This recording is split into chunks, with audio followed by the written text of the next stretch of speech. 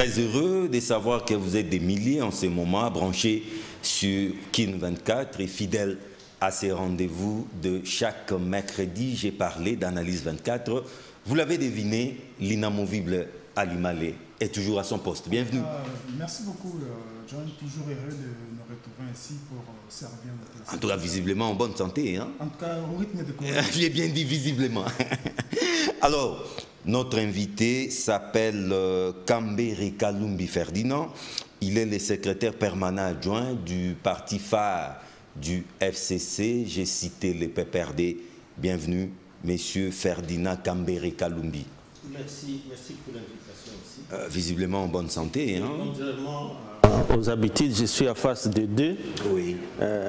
Donc de deux journalistes éminents. Donc je crois que nous allons participer à la sensibilisation. Surtout, c'est ça les rituels d'Analyse 24. Vous l'avez dit, en tout cas, ça a vraiment éclipsé tous les autres faits marquants de l'actualité, bien qu'il y en a, les mondes tremblent. La République démocratique du Congo n'est pas épargnée. Nous avons déjà une trentaine de cas signalés, 36 cas signalés. Le chef de l'État n'a pas croisé les bras. Il a pris un certain nombre de mesures en vue de briser la transmission de ces fléaux très nuisibles, très dangereux. Monsieur Ferdinand Kambere, comment avez-vous apprécié ces 30 mesures prises par les chefs de l'État? Merci beaucoup. Vous le savez, ces mesures étaient entendues parce que, d'ailleurs, pour la plupart, on a considéré que c'était venu à retard parce que 48 heures après, mais c'était des mesures attendues compte tenu des menaces sérieuses contre notre pays. Hein. Quand c'était encore à Chine, peut-être on croyait que c'était trop loin. C'est à des années-lumière. En Europe. C'est arrivé en Europe finalement, d'abord l'Italie, Espagne et puis France. Et puis, lorsque nous avons commencé à recevoir le premier cas, je crois qu'on a aussi débattu sur tous ces premiers cas qui on en a parlé. Beaucoup de polémiques par rapport à la communication. En tout cas, une communication ratée. De la santé. Et alors, voilà que nous continuons à compter que des cas. Et ça fait réellement la preuve que la menace est réelle. Et que donc, tout le peuple congolais doit pouvoir se tenir. Que nous nous félicitons donc de ces mesures. Notre parti n'est pas resté du reste. Vous avez appris que l'autorité morale, l'ancien président Joseph Kabila Kabange a aussi salué ces mesures et il a aussi encouragé le peuple congolais à accepter de se mettre en ordre par rapport à ces mesures-là pour couper les cycles ou la chaîne de contamination parce que il avant de la vie de tous les Congolais. Parce que sans la santé, nous ne saurons pas participer aussi à la chaîne de développement. John, il y a des ceux-là, il y a des voix qui s'élèvent pour dire que le chef de l'État a pris beaucoup de temps pour communiquer ces 13 mesures. D'abord, s'agissant de sa communication, il a fallu 24 heures, alors que la communication a été promise pour 2, 3, 4 heures après. Mais il a fallu encore attendre plus d'une journée. On a entendu toute une journée. Est-ce que ce n'est pas une décision ou une série de décisions prises légèrement en retard? Il a fallu attendre plus de 14 cas pour se faire entendre. Non, il vaut mieux tard que jamais. Lorsque vous lisez toute cette batterie de mesures, vous vous rendez bien compte qu'il s'agit bien de mesures graves contre les libertés des citoyens, contre liberté des cultes, parfois liberté des célébrations de culte, liberté, et que c'est à cela même, parce que lui-même l'avait annoncé, je pense qu'on est en train de l'inviter à aller au-delà, parce que lui-même, dans son discours, il a dit que toute la batterie ici, en réalité, ça invite l'État à fonctionner d'une certaine manière ou sous une certaine forme. Monsieur Kambere, et qui va donc appeler les autres institutions pour qu'ils se mettent dans un cadre interinstitutionnel. La Constitution lui donne ce droit-là, afin qu'ils définissent la forme de l'État dans laquelle on va fonctionner pendant ces 30 jours. En tout cas, quand vous dites au-delà, en ce moment, à ces stades, vous estimez que ces mesures ne sont pas suffisantes? Non. Parce que quelque part, vous avez dit, nous devons ces aller au-delà, mesures sont peut-être déjà appeler nécessaires. au confinement total. Non, ces mesures sont déjà nécessaires et suffisantes et étaient entendues par tout le monde. Oui. Je ne vois pas une seule personne qui va dire que ces mesures ne sont pas suffisantes. Mais ce qu'on voudrait est qu'il aille au-delà, comme il a promis dans son discours, que ceci soit formalisé par rapport à notre constitution, à nos lois, parce que c'est quand même des mesures qui touchent... Vous en appelez à un état d'urgence sanitaire? Mais pourquoi pas? Oui. Si lui-même estime que les circonstances telles que nous les vivons maintenant sont des circonstances graves qui mettent dangereusement le fonctionnement des institutions, le fonctionnement de la République, c'est lui le garant de la nation qui doit se lever, consulter son Premier ministre, consulter le président de l'Assemblée nationale, consulter le président du Sénat, et cela doit être vite. Parfois, les gens ne se rendent pas compte. En France, c'était aller vite, le président annonce. Lui, ce n'est qu'un discours d'orientation. Mais toutes les mesures annoncées, il faut maintenant que les gouvernements prennent la charge et aillent auprès du Parlement pour dire, voici le programme d'urgence, j'ai besoin de ça et de ça. En tout cas, en termes de loi. Oui, en termes de loi, c'est ça la Constitution.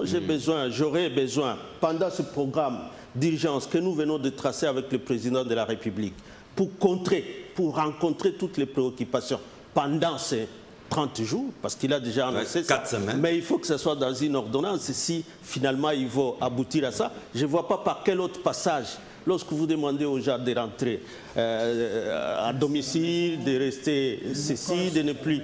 Ouais. De ne pas se réunir. Si on ne passe pas par cette procédure d'urgence, je ne vois pas quelle autre voie. Parce que ne rester que sur la décision, le discours du président de la République, ça parachever cette procédure-là, ça sera comme si on était dans un état où Tata Bo a parlé et donc tous les autres doivent suivre. Non, il y a une procédure, nous avons une constitution qui est à sa disposition et il a donc à appliquer toutes ces lois. Mais dans le cadre de notre constitution, on ne va rien inventer. Donc il faudra formaliser toutes ces mesures. Mais bien sûr. Parce qu'elles sont nécessaires, ces mesures-là, et vitales pour nous. Parce qu'indirectement, le secrétaire permanent du PPRD veut dire il veut dire qu'il y a léthargie, parce que les chefs de l'État ont pris une décision, bientôt là on totalise une semaine, mais les restes ne suivent pas. Non, c'est vous qui parlez de léthargie. Moi j'ai dit, lui-même a appelé urgemment à cette rencontre avec les autres chefs de corps des autres institutions pour formaliser cela, parce que c'est important. C'est important. S'il y a des actions qu'il va pouvoir prendre, des mesures d'exécution pour mettre cette procédure d'urgence en exécution, comme je dis, des mesures d'urgence pour les mettre en exécution, et qu'il va falloir qu'il passe par une loi, ça sera long, qui passe par la Chambre basse, le Sénat, ça sera long. Alors que la loi, par exemple, à l'article 129, la Constitution, à l'article 129, dans des cas pareils, si un état d'urgence est déclaré pour une partie du pays, par exemple, parce qu'ici, c'était comme si c'était toute l'étendue de la République, alors que les cas, jusque-là, n'étaient localisés qu'à Kinshasa. Parce que lorsque c'est localisé à Kinshasa et qu'il arrivait que Kinshasa soit prise en quarantaine, parce que qui trop embrasse mal est très aussi. Kinshasa est déjà trop vaste. Nous sommes plus ou moins 15 millions d'habitants à Kinshasa. C'est 5 fois plus le Congo-Brazza. C'est tout un pays, ça. C'est 5 fois plus peut-être le Rwanda. Alors nous ne pouvons pas nous comparer lorsque le pays est vaste et que nous voulons nous cerner d'abord ceux-là, les entrées qui sont venues de l'Occident, de France, de Belgique, de tout ça, pour mieux les contrôler. On peut bien concentrer beaucoup d'efforts d'abord sur Kinshasa et empêcher que les gens ne viennent ici pour contaminer d'autres provinces avant de voir, regarder ce que nous venons d'apprendre de Lubumbashi, encore les deux cas, ils viennent de Kinshasa. C'est que quelque part, il faut qu'on aille vite. Voilà. Monsieur Kambere. Mais en disant qu'on aille vite, je ne dis pas qu'il y a léthargie. Non. Mais monsieur Kambere, des mesures, certes, salutaires, salvatrices, ça va sauver beaucoup de vies, ça c'est certain, mais hélas, sur le plan économique, c'est catastrophique.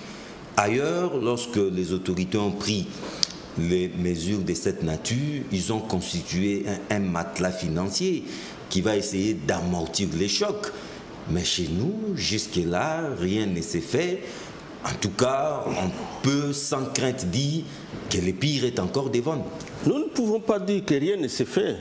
Nous voulons, nous, d'abord, nous, oui, comme un parti de la coalition, c'est-à-dire les partis politiques qui accompagnent ce gouvernement de coalition, oui, nous exhortons les gouvernements à aller vite et à arriver à tout ça, à examiner.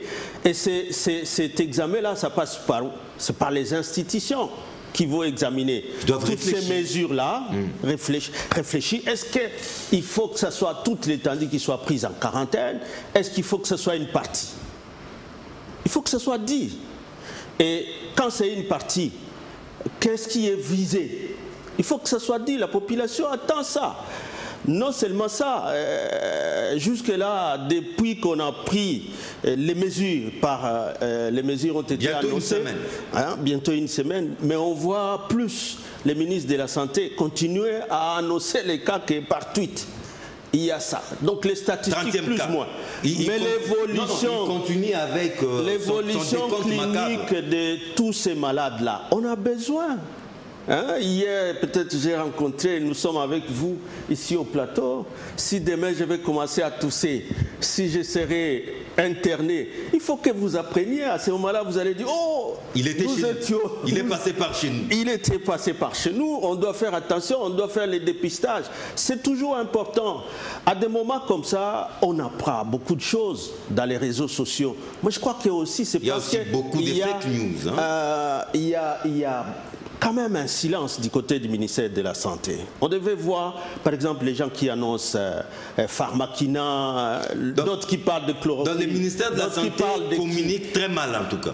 Bon, ça je ne sais pas, mais j'aurais voulu, ou la population, ce que la population est en train de demander, c'est de voir que le ministère est en train d'appeler tous ces experts-là.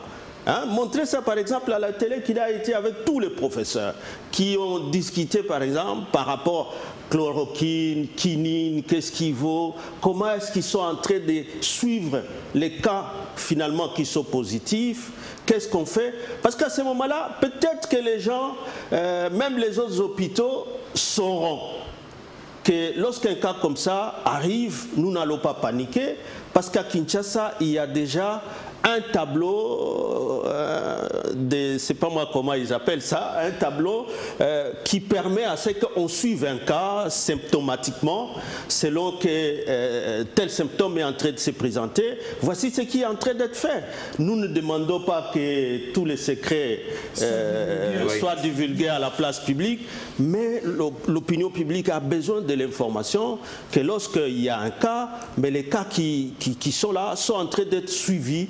Et il y a espoir par rapport à ça. Il y a eu un cas compliqué. Il y a eu même un mort. Il y a eu un mort. Maintenant, on est à 2 morts. Mais même l'identité, bon, c'est pas la publicité, tout ça qui est important. Moi, je crois que ce que je dis, les réseaux sociaux sont en train de prendre la place plutôt du ministère de la Santé. Parce qu'ils devaient les approcher, même ceux-là qui parlent de la phytothérapie. Par rapport à ça, prenez l'eucalyptus, prenez les sels.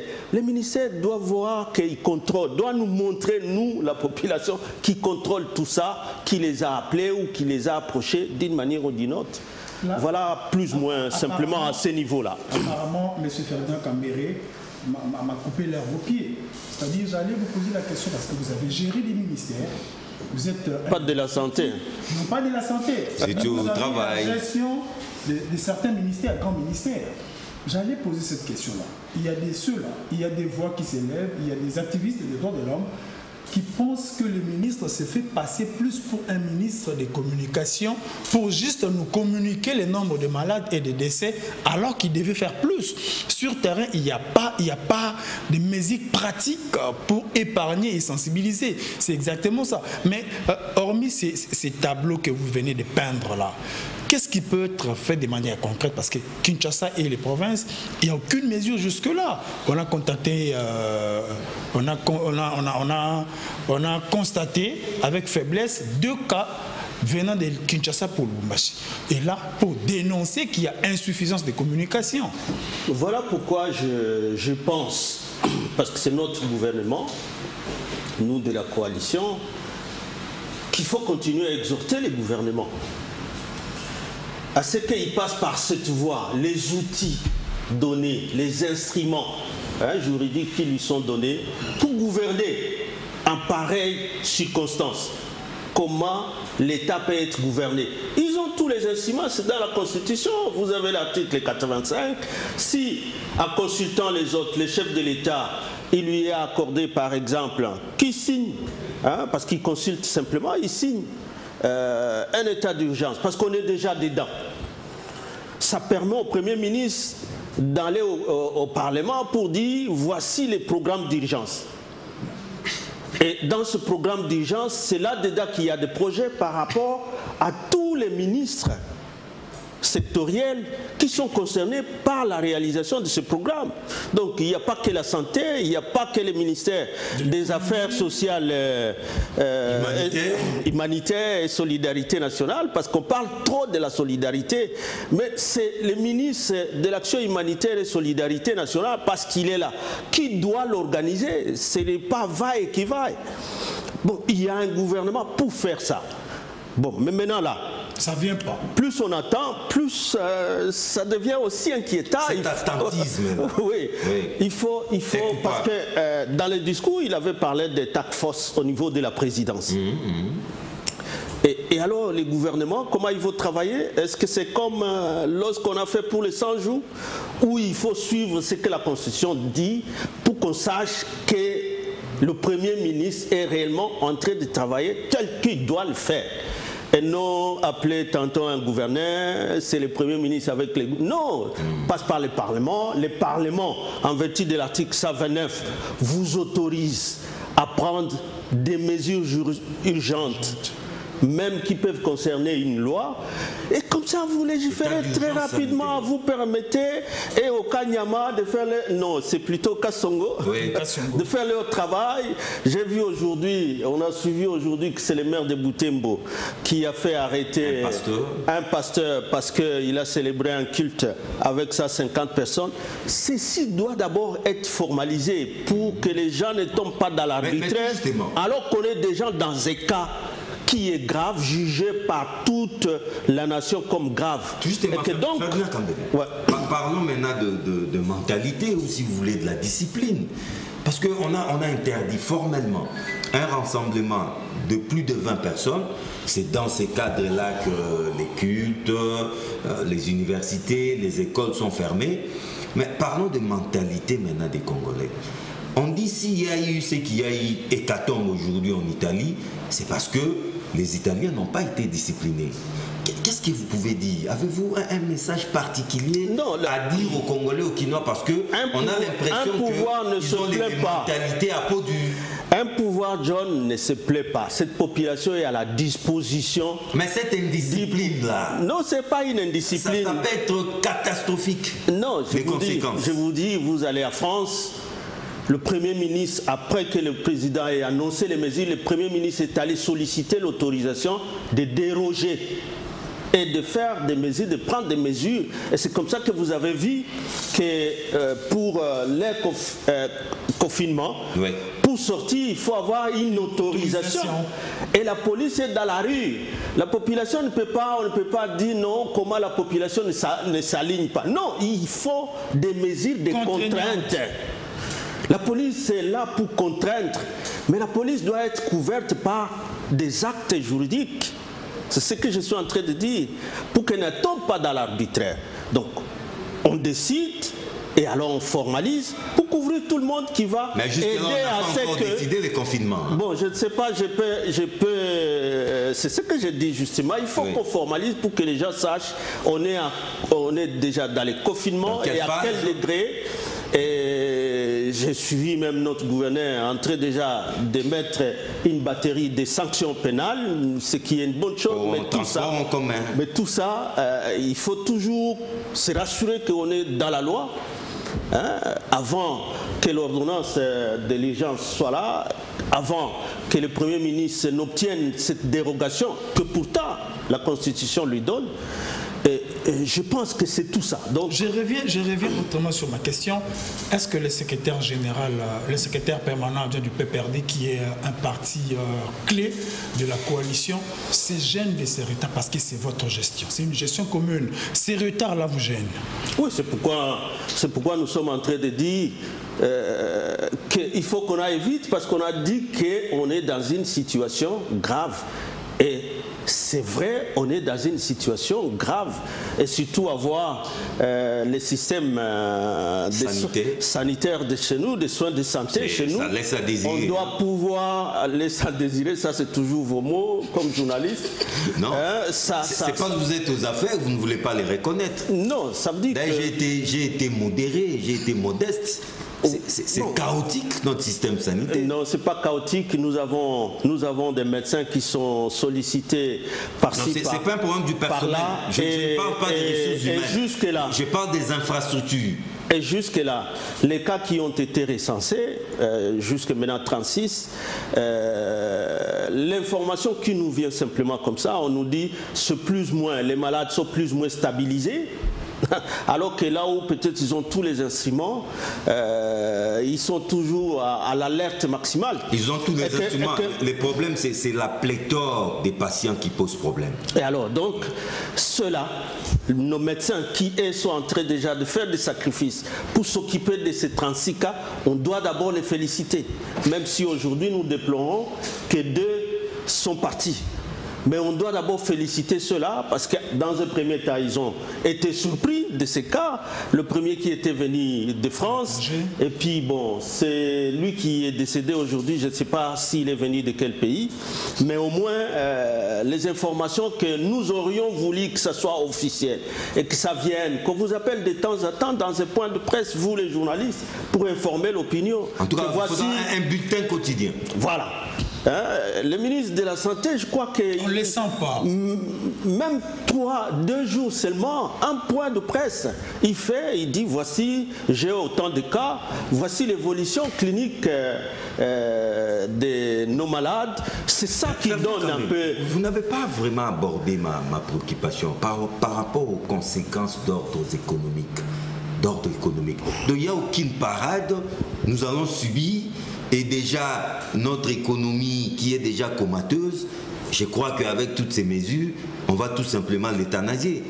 C'est pourquoi je vous ai dit que le président a déjà pris les mesures qui, en réalité, lorsque nous passons dans la formalisation, va ramasser toutes ces préoccupations. Parce que lorsque la question sera celle du gouvernement, elle ne sera plus résolue de façon sectorielle. Ça sera carrément tout un programme d'urgence par rapport à cette question. Et donc, là-dedans, il y aura les questions de la santé par rapport au ministre de la Santé. Il y aura un ministre du Travail par rapport à tous ces travailleurs qui ont maintenant des congés circonstanciels. Il y aura un ministre, j'ai parlé des droits humains, des finances, non, Affaires humanitaires et solidarité nationale, qui lui-même doit appeler à la solidarité nationale. Il ne faut plus que ce soit l'action d'un privé qui passe chez le Premier ministre ou chez tel ministre. Non, il doit organiser cette solidarité nationale au niveau du gouvernement. La population doit suivre ça parce que tous les Congolais, tous ne travaillent pas dans les entreprises. Tous les Congolais ne travaillent pas à la fonction publique, qui ne sont pas fonctionnaires de l'État. Ceux-là qui ne travaillent pas, ceux-là qui n'ont pas de moyens. Sont dans l'informel. Il y a un ministère qui s'occupe d'eux. Il doit être là. C'est là qu'il dira tout ça. Voilà pourquoi, John, je vous dis, lorsque je pense, comme l'a promis le chef de l'État, qui va donc rencontrer les autres institutions, on va parler de toutes ces questions. Ali Mali. Une autre préoccupation, c'est peut-être... on revient sur cette gestion-là. Le FCC et le CACH font route ensemble. Le secrétaire permanent adjoint parle de raté dans une certaine mesure, parce que c'est ce qui devait être fait. Non, non, je n'ai pas parlé de raté, je parle du retard. Retard. Hein, par rapport à l'alerte lancée par les chefs de l'État, un jour de plus, voilà. C'est quand même un retard, mais pas de raté. Bien que vous évitez le mot léthargie, ça on vous épargne. Mais est-ce qu'il y a déjà eu au niveau de la coalition une analyse générale, objective de ce qui devait être fait pour sortir de cette situation, ou ce sont des observations isolées? Non, c'est nous, en tant que gestionnaires d'un parti politique, nous sommes aussi accompagnateurs de ce gouvernement de coalition. C'est au niveau des institutions. Quand nous parlons ici, c'est pour rassurer notre population que nous sommes là pour accompagner notre gouvernement à réaliser. Parce que là, on nous met dans un programme d'urgence, alors il doit être annoncé.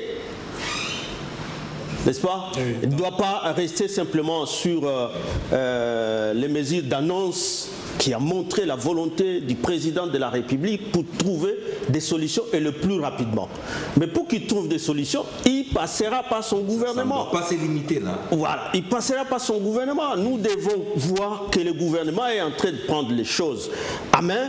Il a vu le Parlement et que donc le gouvernement vient d'obtenir par exemple l'autorisation par exemple à des mesures sur les finances qui va financer ce programme. Parce que vous le savez bien que cette calamité nous frappe le pays après que le budget ait été voté. Bien sûr. Alors pour que le programme d'urgence qui sera voté, qui sera décidé par le gouvernement dans le cadre de ces urgences soit financé, il faut l'autorisation du Parlement. Et qui doit solliciter ça? C'est le Premier ministre. Voilà ce que je suis en train simplement de dire, qu'un jour de retard, ça... C'est une mort de plus. Oui. Voilà. Un cas de plus. Peut-être des morts de plus. Alors, Ferdinand Kambere Kalumbi, c'est vrai, hein, c'est toujours le coronavirus. COVID-19, encore Covid-19, toujours Covid-19, mais parlons quand même d'autres faits aussi, d'actualité qu'on a relégués au second plan, bien sûr. Les partages de entreprises publiques, ça s'est fait attendre. Peut-être Corona a tout fait attendre. Mais je voulais vous poser une question simple. Partager les entreprises publiques, c'est bien beau, mais ces entreprises sont dans quel état? Non, John, je crois qu'il est malvenu de parler de ces questions lorsque même des questions importantes sont à suspens maintenant. Il est vraiment malsain de parler de ces questions, de cette question pourtant essentielle pour le fonctionnement. La vie ne s'arrête pas. Oui, pour le fonctionnement de notre gouvernement, parce que dans le cadre de ces mesures, comme je venais de le dire, qu'il faut que ce soit tous les gouvernements qui s'impliquent. On a vu par exemple le ministre des portefeuilles réunir les responsables de la régie des eaux par rapport à la desserte pendant ce temps dans la ville. C'est une entreprise publique. Il y a la SNEL. Lorsque nous passons toute la journée à la maison, si on n'a pas d'électricité, on ne sait pas suivre des lots. Alors, tous ces autres services publics qui sont là, certes. Donc, je crois que maintenant, toute la concentration de toute l'opinion publique chez nous, c'est d'abord là-bas. Qu'est-ce que les mesures là, comment ces mesures seront bénéfiques à tout le monde pour que nous gardions notre santé? Vous avez relégué les partages des entreprises. Non, je dis en suspens, c'est pas relégué. Oui. Vous savez, vous avez toujours vos concepts et nous avons les nôtres. Hein? Et puis, on ne sait pas ce que pense le président de la République par rapport à ça. Hein? Lorsque, entre-temps, le pays est en train de compter, malheureusement, des cas positifs de coronavirus et même des morts maintenant. C'est quand même, mais casse déjà deux, c'est qu'il y a risque qu'il y ait 3, mais notre prière est que très rapidement les choses soient maîtrisées. Je suis en train de suivre, je ne les connais pas de vie, par exemple la communication du professeur Kayembe, qui est doyen de la faculté de médecine à l'UNIKIN. On aurait bien voulu que pareille communication soit la communication du ministère, par exemple. Où quelqu'un voudrait bien vous dire où est-ce qu'on en est, où est-ce que les perspectives, qu'est-ce qui peut donner encore espoir, comment les gens peuvent se comporter.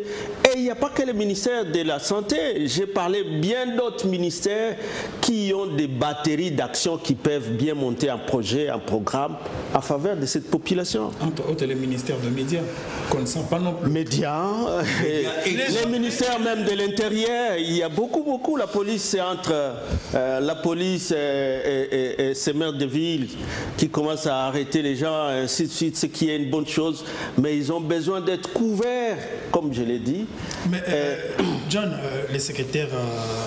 il y a le ministère des Affaires sociales, j'ai parlé de ça, des Affaires humanitaires, je parlais de ça. Tous doivent intervenir, on doit sentir que le gouvernement est en action. Le ministre de la Défense.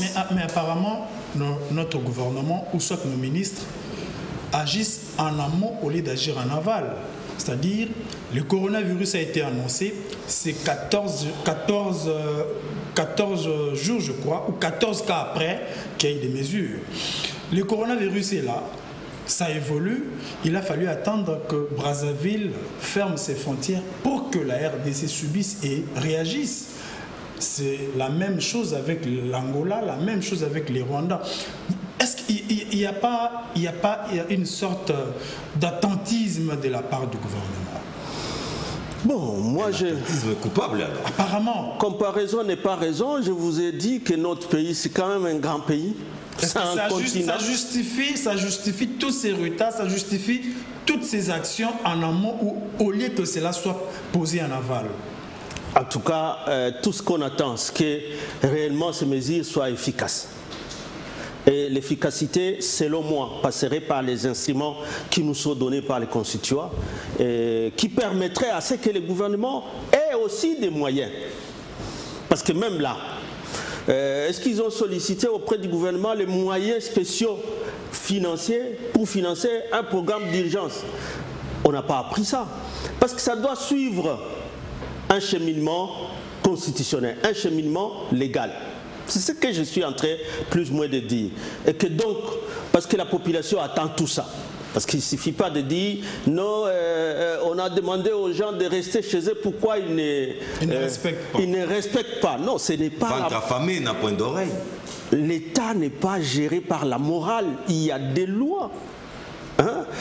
Les mesures contraignantes qui seront donc maintenant coulées à force des décisions, comme je l'ai dit ici, s'ils ont l'autorisation de les couler sans passer par des lois, parce que le Parlement a dit, ça sera facile. À ce moment-là, l'article 129 vous dit, le Conseil des ministres siège, il prend ces mesures-là, normalement dans la Constitution, parce que notre article 129, c'est l'article 138 de la Constitution de la France, parce qu'il y en a qui considèrent la Constitution de la France comme la petite sœur, la Constitution de la RDC. Hein? C'est l'article 38. Chez eux, dès que vous prenez maintenant, dès qu'on a l'autorisation du Parlement, le gouvernement commence à prendre des mesures, ça passe par le Parlement, et à ce moment-là, il n'a que l'avis du Conseil d'État. Nous avons un Conseil d'État. Chez nous, on a même enlevé la partie de l'avis du Conseil d'État. Donc, ils peuvent prendre ces mesures sans même l'avis du Conseil d'État et les mettre en exécution très rapidement. Ceci est appelé par l'urgence, le caractère urgent du programme à exécuter par rapport à ces circonstances graves que connaît notre pays maintenant. Mais M. Ferdinand Kambé, estimez-vous que, je ne sais pas, peut-être après 1 ou 2 jours, on doit tout simplement nous imposer les régimes de confinement total? Est-ce qu'il y a cette option en vue? Ou ça serait même souhaitable? Je ne sais pas. En tout cas, l'information que j'ai suivie les matins, il y avait quand même l'insinuation selon certaines insinuations, donc, selon lesquelles les chefs de l'État, je crois, s'apprêtaient à appeler les autres chefs de corps pour finalement décider de ce que nous sommes en train de dire ici. Oui. Parce que un jour de plus... Au grand mot, grand remède. Hein. Voilà. Donc c'est souhaitable. C'est souhaitable. Qui décide, mais alors, que ce soit alors ce qu'on sait faire. Parce que nous avons dit aussi, lorsqu'on prend tous les pays en quarantaine, c'est maintenant des petits malins. Par exemple, dans ma ville, des gens qui s'appellent des groupes de pression, que vous voyez, ils commencent à s'organiser pour aller chasser les gens. C'est chez vous qu'un pasteur s'est entêté. Voilà, c'est exact. Alors pour éviter tout ça, il faut circonscrire. Qu'est-ce que nous voulons? C'est à Kinshasa où il y a plus de cas. Mais pour que ça n'aille pas au Congo central, que ça n'aille pas au Bandung. Il faudra carrément fermer. Si les autres provinces sont déjà infectées aussi, nous faisons quoi? C'est jusqu'à quel niveau? On peut aussi même interdire les vols de Kinshasa vers les provinces pour un mois. Qu'est-ce que ça fait? S'il faut vraiment épargner la population de cette histoire de coronavirus, qu'est-ce que ça ferait? Le temps qu'on nous check, nous de Kinshasa ici, mais on prend alors toutes les mesures par rapport à nous, je crois que ce serait salutaire. Confinement total, oui, mais c'est pour tuer les Congolais. Non, John, non. Ça c'est pour, ce sont des mesures... En tout cas, s'ils ne meurent pas du corona, croyez-moi, ils vont mourir de faim. Non, je vous ai dit qu'ici, le président, en tout cas, a tous les instruments entre ses mains pour que son gouvernement, qui est le gouvernement de Sylvestre Ilunga Ilunkamba, ait la possibilité de prendre les mesures sans passer par le Parlement. Ils peuvent utiliser ça pour répondre à tout ce que vous craignez là par rapport au financement de ces programmes d'urgence. Il faut que ça soit demandé au Parlement. C'est le Parlement qui est l'autorité budgétaire. Maintenant que nous avons un budget qui n'a pas prévu coronavirus, le gouvernement doit pouvoir rentrer vers le Parlement pour obtenir tous ces moyens-là.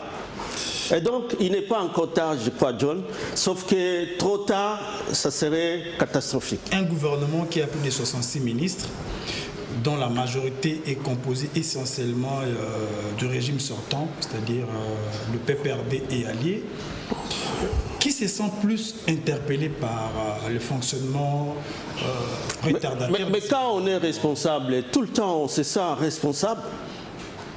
On est responsable, c'est ça notre responsabilité. Voilà pourquoi je prends le courage de briser les confinements et venir au plateau. Parce que John a insisté, il a voulu que je sois là. J'ai dit pour mon parti et pour soutenir le double soutien d'Iraïs Joseph Kabila Kabange, qui est le président national de notre parti et qui s'est exprimé pour dire nous nous félicitons de ces mesures. Le secrétaire permanent Emmanuel Ramazani Shadari, nous nous félicitons de ces mesures. Même là, je viens du bureau, nous fonctionnons aussi... En nombre restreint. Confinement partiel. Oui, en confinement partiel, parce qu'il ne faut pas que les gens soient exposés, tout simplement. Et que donc nous sommes ici dans ce cadre de sensibilisation de la population pour que tout le monde suive tout ce qui est en train d'être dit. Mais en tant que responsable, en tant qu'un parti de la coalition, nous poussons notre gouvernement à aller vite parce que l'État est contre nous.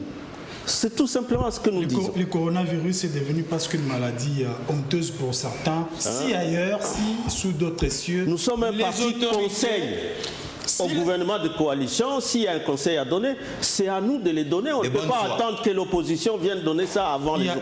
Il y a un contraste. À l'extérieur, sous d'autres cieux, s'il y a même un officiel qui s'est fait surpris par le virus, on annonce. Qui est pisté positif. Pour alerter, pour avertir son sillage. Mais apparemment, ce n'est pas le cas ici. Même, il semble que même dans le parti du régime sortant, il y a des autorités qui ont été testées positives. Est-ce que M. Ferdinand Kambere peut confirmer les faits? Bon, je ne les ai pas vus. Peut-être vous suivez, je suis comme vous. Mais je ne sais pas pourquoi les gens vont mettre une image négative derrière cette maladie, comme ça a été le cas pour le sida à l'époque. Voilà. Parce que là, c'était la stigmatisation de ces gens. Aujourd'hui, on apprendrait que je suis malade de coronavirus. Une grippe, peut-être grippe à malaria compliquée, voilà. Qui prend aussi la complication au niveau des poumons. Vous avez du mal à respirer. Est-ce que j'aurais honte de ça si j'attrape ça sur la route? Si j'attrape ça dans les transports? Il y a honte à ça? Parce que c'est l'impression que le gouvernement... Non, je crois qu'il y a simplement mauvaise communication, tout simplement, et nous encourageons de notre part d'éclairer l'opinion, parce qu'on est on est dans la phase de sensibilisation, qui est une phase importante aussi dans la prise en charge de tous ces cas. En tout cas, on doit jouer dans les registres de la transparence. Ouais. Alors, Kambere Kalumbi Ferdinand, peut-être pour terminer, une dernière question.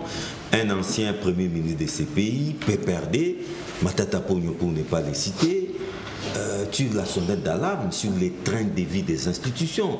Or, en ce moment, tout le monde doit serrer la ceinture.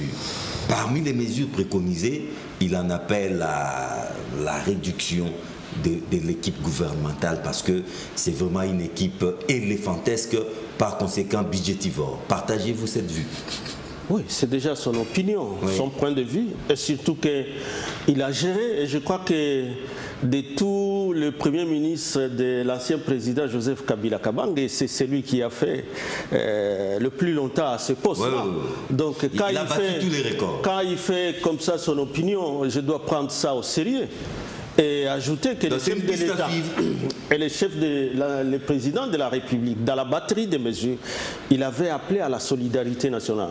Je crois que sur ceux-là aussi, qui ont été premiers ministres et qui ont peut-être aussi un trait de vie qui est par rapport à la position qu'ils avaient. C'est pourquoi je dis, le ministre de la Solidarité, il doit pouvoir organiser pour que ceux-là aussi amènent de ce qu'ils ont, de ce qu'ils ont gagnant. Le ministre de la Santé, les pauvres. Oui, qu'on ne laisse pas seul le ministre de la Santé. Que ceux-là amènent aussi une part dans ces paniers de la solidarité nationale pour que le ministre de la... Ça sera à ce moment-là, celui de la solidarité nationale qui ira vers le pauvre aussi, le plus pauvre des quartiers. Les plus démunis. Les plus démunis.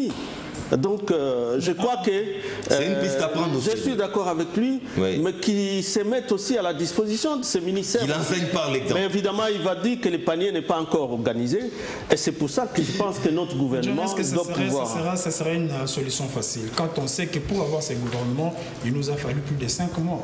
S'il faut réduire, il ne faudra peut-être pas à la moitié. État d'urgence. Qui va accepter de céder son poste au profit des Congolais? Ah, vous parlez par rapport à la réduction. Par rapport à la taille du gouvernement. Bon, moi, maintenant, ce qui est important, c'est que les mesures qui ont été prises par le président de la République soient coulées, soient formalisées, pour que les institutions soient mises en branle. Les remaniements, pour moi, ce n'est pas ça l'urgence. C'est question d'identifier simplement les ministères les plus concernés par rapport au programme d'urgence pour contrer ces démons, ces démons de coronavirus. Pour moi, c'est ce qui est important. Le reste là, ça peut venir n'importe quoi, aujourd'hui ou même 3 mois après ou 6 mois après. Maintenant, là, ce qu'on attend, c'est les programmes d'urgence. Kambere Kalumbi Ferdinand, secrétaire permanent adjoint du PPRD, merci. Merci d'avoir accepté de sortir de votre confinement pour venir sensibiliser les Congolais. Merci beaucoup. Merci aussi. Merci. Ali Malé. Un plaisir. Merci à toi aussi pour tous les risques. On continue. Nous sommes au front. Merci, chers téléspectateurs. On se retrouve les mercredis prochains à la même heure. Mais suivez ces magazines en rediffusion. Déjà, c'est jeudi à partir de 11h. Puisse Dieu préserver la République démocratique du Congo et son peuple. Au revoir.